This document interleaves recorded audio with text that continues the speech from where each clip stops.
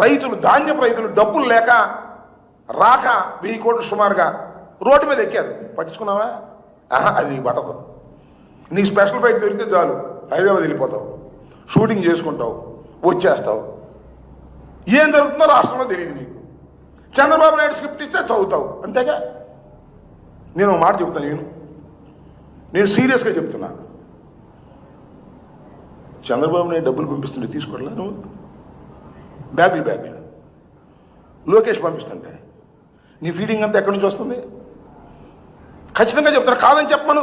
గుండె మీద చెయ్యి వేసుకొని, ఓ పవన్ కళ్యాణ్ గారు, నారా చంద్రబాబు నాయుడు నాకు ఫండ్ పంపట్లేదు పార్టీ నడపడానికి, కారు ఆయిల్ కొట్టడానికి కూడా లోకేష్ డబ్బులేగా నీకు.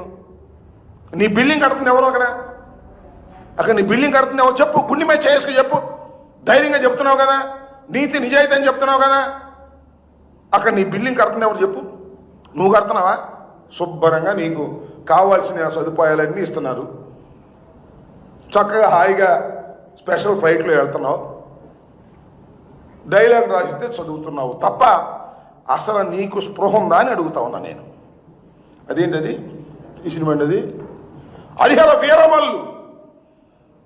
హరిహర వీరమల్లు రిలీజ్ అవుతుంటే ఆపేస్తారా? చూపు లేపేవుగా పైకి. అందరూ థియేటర్లు అందరూ కూడా స్ట్రైక్ చేసేస్తున్నారు నా సినిమా ఆపడం కోసం అన్నావుగా. దాని మీద ఎంక్వైరీ అన్నావుగా. ఏమైంది ఎంక్వైరీ చెప్పు. అసలు ఈ సినిమా రిలీజ్ కావట్లేదే, డేటే మార్చేసావే. దీని మీద కోపం వచ్చి నీకు సినిమా ఫీల్డ్లో వ్యతిరేకంగా ఉన్నటువంటి వారి థియేటర్స్ని చెక్ చేసావా?